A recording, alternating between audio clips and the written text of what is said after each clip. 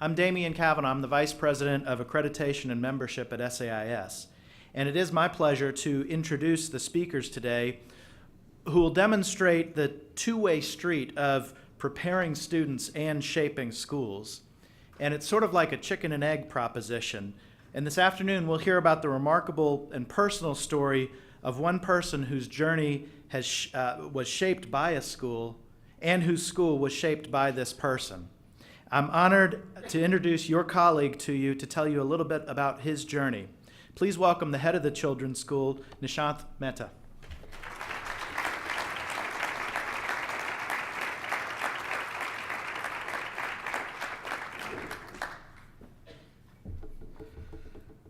Good afternoon. Thank you, Damien, for that introduction. Thank you, Steve and SAIS for the invitation and the opportunity to share my story with you today. Thanks to all of them also for making this afternoon and this conference possible for all of us. I would also like to thank Christy Robinson of the Children's School and all of our students who put on that fantastic performance showcasing the school's history and the journey from 1970 to the present day. I started at the school back in May, just about 6 months ago, and not a day goes by that I don't feel like a rock star on that campus. I have already gathered enough stories to share at events like this for the next 2 years. However, I want to share one in particular with you, and I hope you will indulge me for just a minute as I share something about my new school. When I walked into a pre-K classroom a couple weeks after the start of school, the teacher asked her students if they all knew me, and some did and some didn't, and so she introduced me thus, that if our lower school principal is like everyone's parent, then I'm like everyone's grandpa. Now, a lot of you are heads in this audience, and so that's how I was introduced. And now I would have preferred Mario Puzo's The Godfather instead of grandfather, but so it goes. That same classroom also produced some wonderfully creative stories that only reaffirmed my rock star status with them. Jack, a 4-year-old, wrote a story once, and I quote now, "A witch came and then she disappeared Nishant. Nishant dressed up like a ninja. The witch did not know that Nishant was not a ninja, but he was a ninja. Then there were a lot of zombies. He fought the witch and he tore her into a puzzle piece. The 12 zombies and Nishant the ninja fought them. Then the king came and he wanted to turn Nishant into a zombie, but that did not happen. Nishant fought him, and that's the best part, and that's the end of my story." That's a 4-year-old at the children's school. So remember, if you disagree with anything I say today, I am a ninja. You're going to learn more about me than perhaps you imagined, anticipated, or wanted to know through this personal journey that I'm going to share with you now. And one of the things that I started the school year with is Brené Brown and her book on daring greatly and being vulnerable. And what I have shared with my staff over and over again since I joined the children's school is that if we cannot be vulnerable, then we cannot innovate, we cannot dare greatly. And so it is important for all of us to lean into that discomfort that comes with being vulnerable in order to be truly courageous. And so here I'm going to lean into that discomfort of sharing things with you that people who have known me for over a decade don't know yet. As an elementary school, stories are important to our curriculum, and as humans, stories are how we pass down our history, our culture, and values from one generation to the next. So I want to tell you a story. My story and my journey from the city of Mumbai to Midtown Atlanta and the children's school. This is a story about learning to be me. This unlikely path I took has influenced all aspects of my personhood, from adolescence to adulthood, from student to teacher, and now head of school. I am one of 2 children, the younger of 2 boys.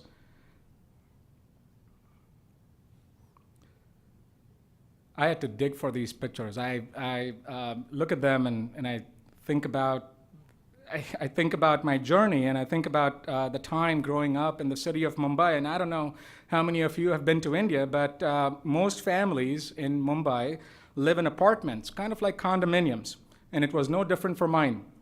I shared a bedroom with my brother that you see in the slide there, and went to the same private school from pre-kindergarten through 10th grade.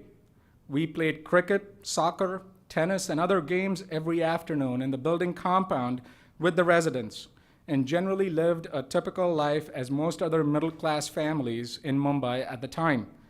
A typical boy, I knew when I was 7 that I wanted to be an engineer. Back then, I thought an engineer steered trains. I loved trains. When I was 8, I had changed my mind and wanted to be a public bus conductor.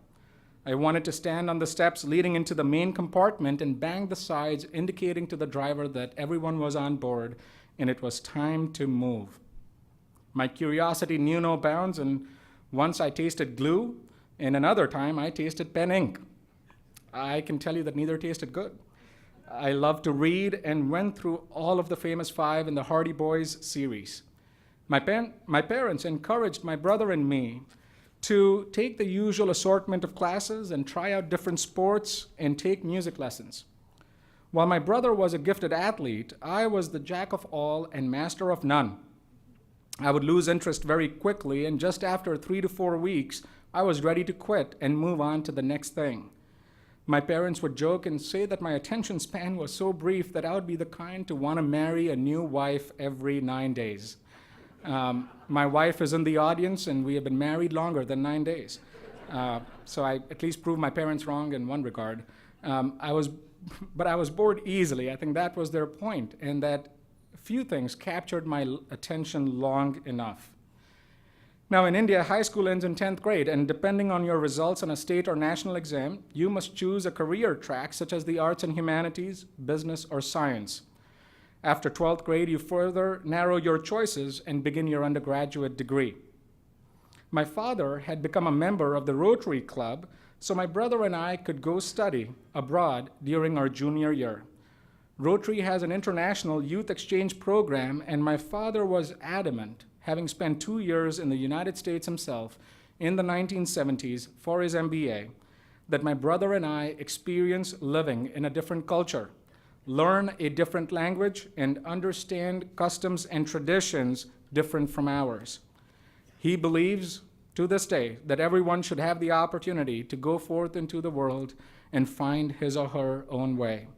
Nothing, no other experience in his mind would give us the same sense of responsibility and independence that living away from home in a different country would provide. My older brother Rajiv went to southern France for 1 year, not to a city, but a small town infinitely smaller in population than Mumbai. In his first few days in the town of Gayak near Albi, Rajiv's host family took him on a 40-kilometer trek with a donkey in tow. Needless to say, this was an experience unlike any other for him, and one that, while he went there as a boy of 16, he came back to India 10 months later, a grown man, independent, mature, and fluent in French. It was a given then, 2 years later when I graduated from 10th grade, that I was going to head somewhere too. Several families chose the United States for their son or daughter. But my father believed that I should go somewhere that would force me to learn a new language. I didn't question him, and we chose Japan as my destination for the year. I had become proficient in Japanese when he heard about one of my brother's friends who had just graduated from a small boarding school in Asheville, North Carolina. Now, I wanted to learn more about the school and her experience, and I asked my parents if we could meet with her while she was visiting home for the summer. We did, and I decided on the spot that I wanted to apply to the Asheville school. My father looked at the tuition, around $25,000 at the time, and said I could go only if I received a full or near full scholarship. Spending $25,000 on high school was not a viable option for us then. My mother, on the other hand, had a premonition that if I came to the United States, I would never return home. At least going to Japan through the Rotary Club meant that I would be back home 10 months later. And she was right. I'm still here 10 months later and 16, 17 years later now. I pleaded with my mom to let me apply, and she relented, but not without a lot of heartache. See, she was about to lose her youngest at only 16 to a country 8,000 miles away, in a city where we knew no one, a school we hadn't visited, a town we knew nothing about, and the closest family we had was a 4-hour plane ride away. I admire the courage that my parents showed in letting me do this. Standing here today would not have been possible without their sacrifices and that courage and faith in me as they sent me to this unknown city and school so far away from them. Now, I did get a 90% scholarship from the Asheville school, and instead of Japan, I was on my way over to the United States in August 1996. That's me back in August of 1996, right in the center, and my friends who came to drop me off at the airport. I'm embarrassed to say that if I were to shave my goatee, I think I still look the same. I, in fact, grew the goatee when I started teaching so that the children and the families would not confuse me as one of the other children. True story. So, anyway, I still remember some parts of that day, August 17th, 1996, when I landed in Philadelphia. My father's older brother and his family lived 30 minutes away, and they had come to receive me at the airport. 5 days later, my uncle flew down to Asheville with me, and we arrived at the school during preseason. And thus began the second act of my life. The first 3 months were really tough. I had an accent, and other students made fun of me, on my face and behind my back. My clothes were all wrong. I wasn't athletic enough. As a vegetarian, I didn't eat the same food as most others, and I was frequently asked by some students if I owned an elephant or traveled to school on a cow. The news media here reported on India for all the wrong reasons and wrote about events that only entrenched one stereotype of India and Indians. I stayed in my dorm room during free times, and the few times that I ventured out to hang with other students, I was teased or mocked about any one of those above things. It wasn't until I came to the United States and experienced being in a minority that I came to grips with my identity. It was only then that I realized, after a full 16 years and 5 months, that I am Indian. I didn't know whom to turn to at the time, and I definitely did not want to share any of this with my parents in India. I knew they would only worry more. Trust me, I knew they were worried enough. So I put my head down those first few months, and I buried myself in my studies and in my room. To be honest, the academics were harder than I expected. What I greatly appreciated, however, was how openly I felt welcomed and accepted by the faculty. I loved my classes, but none more than English and history. Mr. Bonner, whom you'll hear from later, taught the former, and I remember the first day in his class. I had switched to his honors class about 2 weeks in, and they had just finished reading the poem Howl by Allen Ginsberg. I'd missed most of the explanation and discussions, and Mr. Bonner assigned a 3-page essay due 2 days later. Later in the year, I wrote another paper for him on the Great Gatsby, took the draft to him for feedback, and corrected the errors that he had marked up. I took it back assuming it was an excellent A-grade paper, now free of any errors. Instead, he came up with new ones for me to correct. I was actually a little irritated with him then, that he wouldn't just tell me everything I needed to fix at once. I gave the paper back to him and asked if he would just point out every mistake in the paper so I could correct them all at once. And I still remember his words, "Nishant, this is your paper, not mine. If I correct all of your mistakes, then it's not yours anymore."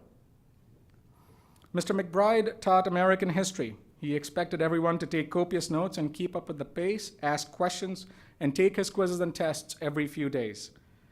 And then there was math. I had originally been placed in Algebra 2. I marched into the Director of Studies office and requested that he put me in an honors class.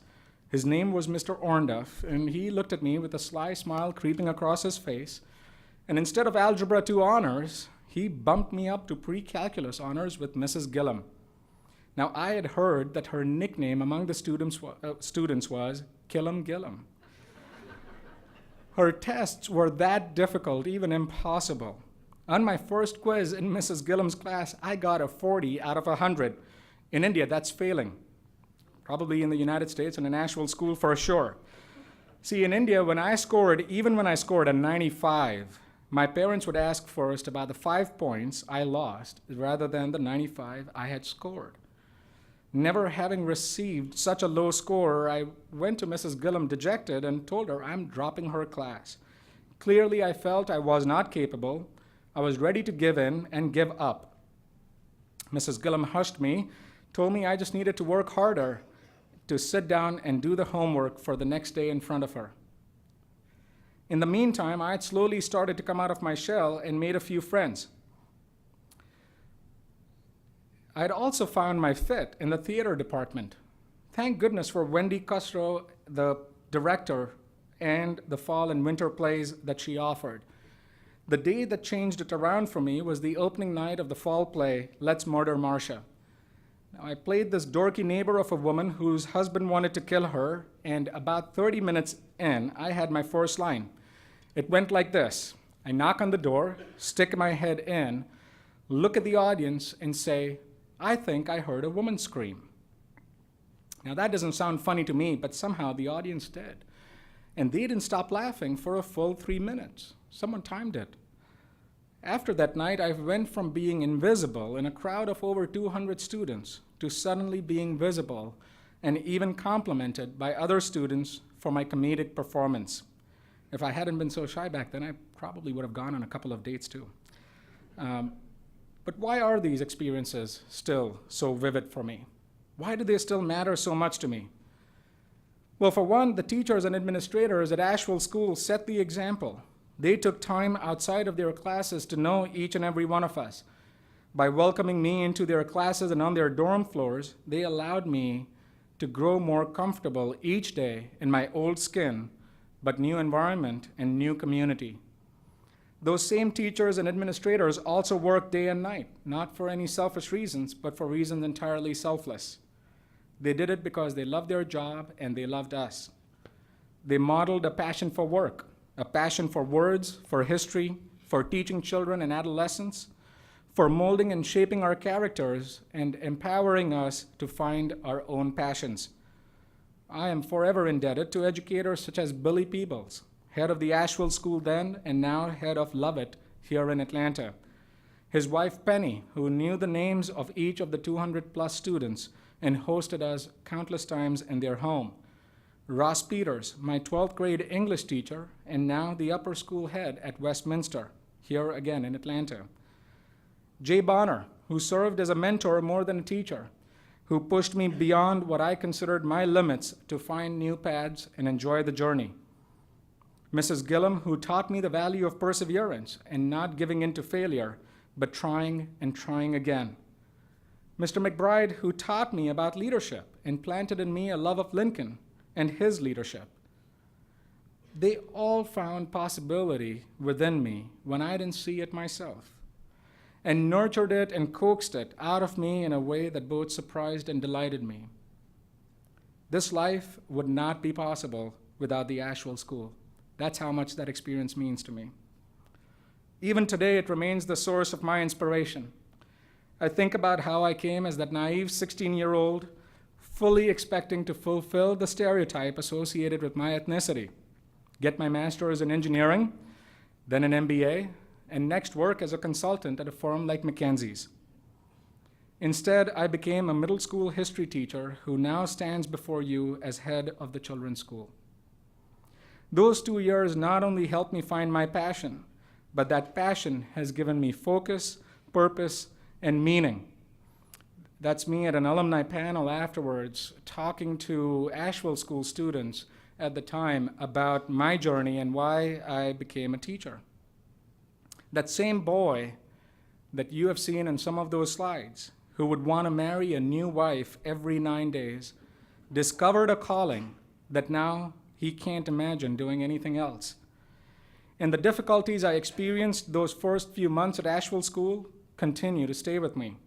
Nothing, yes, not even those essays I wrote for Mr. Bonner, made me so uncomfortable as those experiences of being teased, of feeling different in a bad way.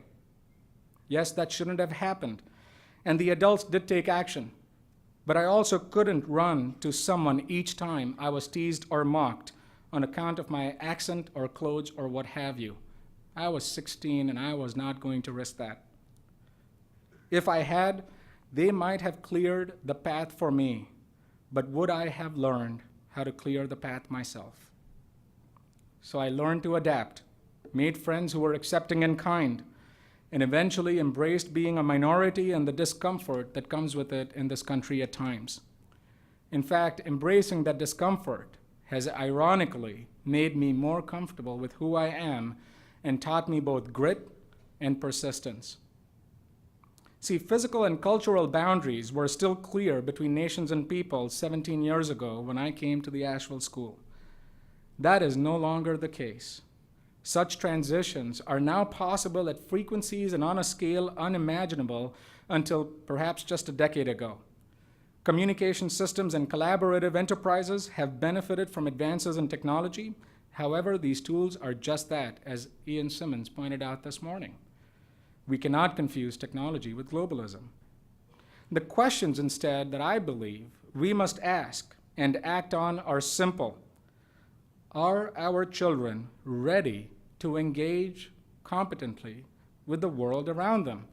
Are your schools ready to welcome someone like me as a student, a parent, a teacher, or even as a head of school? When I was going through the head search process, there were plenty in our world of independent schools who told me that wide swaths of this country would not be open to a candidate who looks like me. What does that say about our cultures at independent schools, and what does that say about our country and where we are and where we might want to move to? See, it's easy to accept someone from another country on an admissions application, but it's harder to make that person feel at home here while also not forgetting their home abroad. Every time our children switch on the television, search Google, unlock an iPad, or play ball with their neighbors, they are now learning more about themselves and the rich diversity in this world. Today's generation can no longer afford to see themselves as just Atlantans, Georgians, or even Americans. Today's generation can no longer afford to communicate in just one language. Today's generation is growing up in a world where majority and minority are not as obvious or definitive as they were back in 1996, where failure is not just an option, but critical to learning, where adaptation and finding one's passion are essential to survival and success, and where servant leaders and creative problem solvers will make the difference. Today's generation looks to us to lead the way. Are you ready? Just as the world we live in has grown in complexity, so have the solutions. And the solutions are not and cannot be as simple as adding Mandarin to our curriculum, or increasing technology use in the classroom, or adding literature from around the world, adding more foreign languages or a global studies department, or even investing in an online learning course will not and cannot be enough.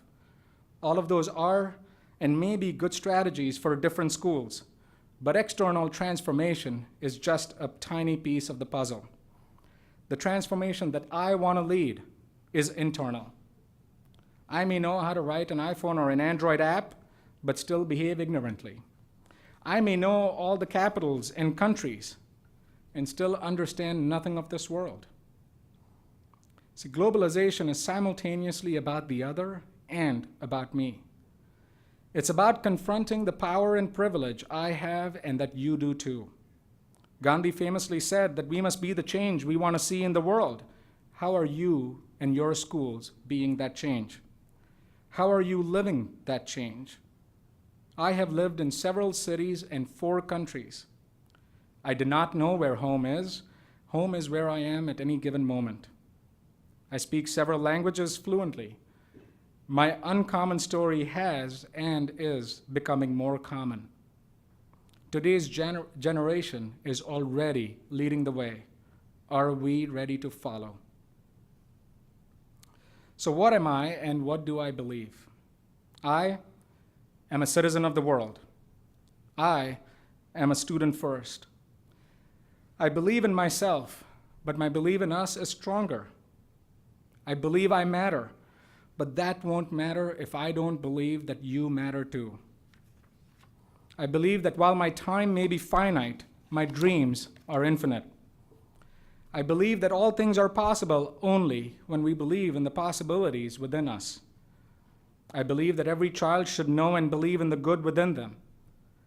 I am both powerful and privileged.